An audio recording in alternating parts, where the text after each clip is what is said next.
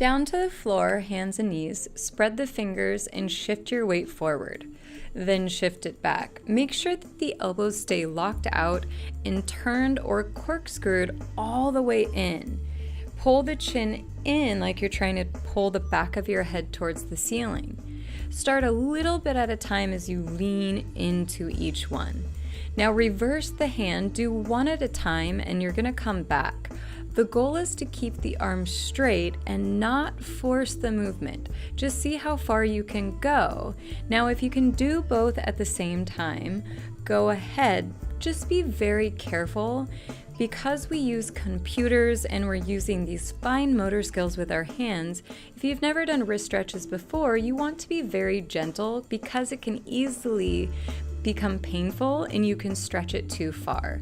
So then rotate the palms up and then fingers point forward, always keeping the arms straight. This is called keeping it on the tracks. So you're keeping everything aligned. Now fingertips back towards you, push the shoulders away from the ears, and then proceed with caution. You can slowly go for a 1 to 3 second count backwards, and then if you want, you can actually hold it for longer periods of time if you're not going to be doing anything active. You can just release that tension and then roll the wrists out. At any point, if you feel like you need to roll it out, go ahead. Now we're going to activate. So rotating the elbows in, you're going to turn the muscles on. So push the floor away, round, tuck in, and then pull the knees up off the floor using your core. So we're turning everything on as you focus on strengthening within the center. Stretch whenever you need to. This is surprisingly more difficult than it might seem. Now you're going to attempt to hold as long as you can. Wrist, elbows, and shoulders stay in alignment.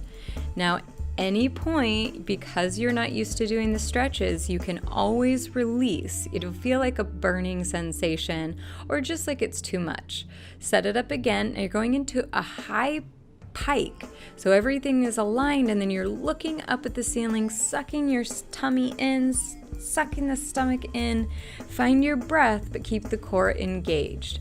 You're just seeing how long you can do it, but you're activating into the wrist and forearms while teaching the body how to work as a team. Set it up again, stack everything high. The goal is to get the joints in alignment.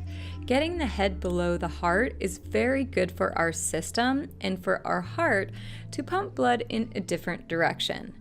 Now, as you progress, you're going to be able to put more of the weight in alignment, stacking within the wrist and shoulders, and release.